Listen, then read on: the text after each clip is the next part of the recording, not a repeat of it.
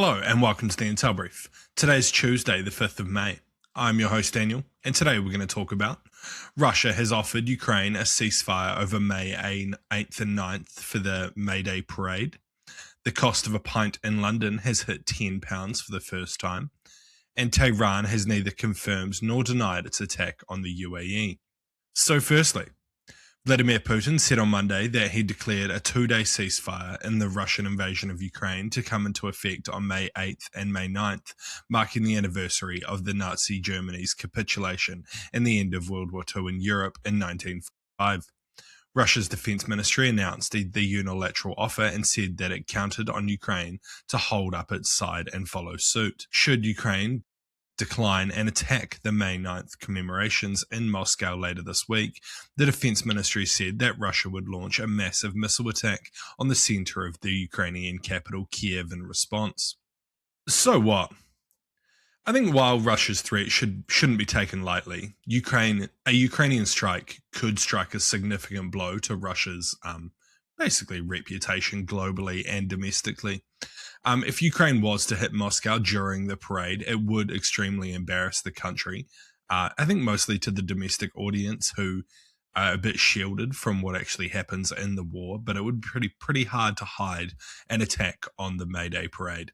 However, Ukraine has already shown they can hit Moscow at will. I think there was a drone and missile attack on Moscow 2 days ago. So it wouldn't really be a shock to the people in Moscow. It would be mostly trying to affect audiences who would be watching the parade from other parts of the country. And next, on Monday, London pint prices surpassed £10 for the first time, with Stanley's rooftop bar in Mayfair charging £11 for a Moretti and £10 for Guinness. The Guinness maker revealed that draft prices would surge 5.2% in April, with pub owners telling the Morning Advent, a newspaper, that suppliers seemed hell-bent on having a pint hit £10 for the first time. While UK average pint prices are now £4.52, which is still crazy high for outside of London.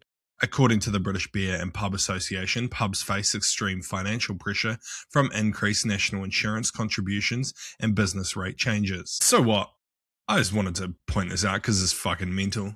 The price of beer, especially in particular parts of London, is getting pretty out of hand. I have paid £8 for a pint, which seems mental because when I first moved to the UK during COVID, it was around £5. So it's almost doubled in that time, which, when you put it that way, is insane to think about. And I just wrote down, like, as funny as this sounds, this is the type of thing that would get most British people out protesting. The pub is a staple of like the British culture, and increases in beer prices really do affect the country and how people see the government and how the country is doing. So yeah, this won't go unnoticed. And lastly, following reports from the UAE of a missile and drone attack by Iran, Tehran has neither confirmed nor denied the attacks. Earlier, Iranian state television quoted an anonymous military official saying that Tehran had no plan to target the UAE or any of its oil fields.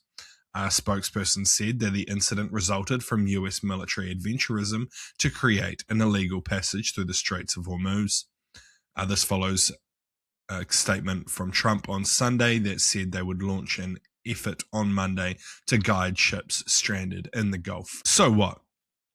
It's possible that this attack was conducted by a rogue commander within a rocket force.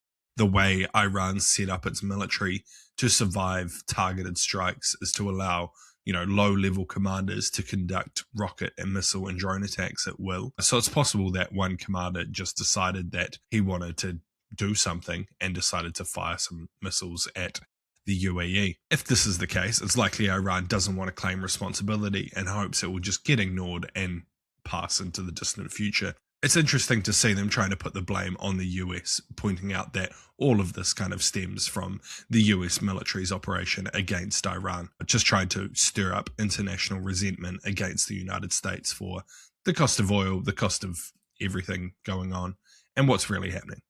Anyway, that's been your Intel Brief. I've been your host, Daniel, and I'll see you again tomorrow. See you!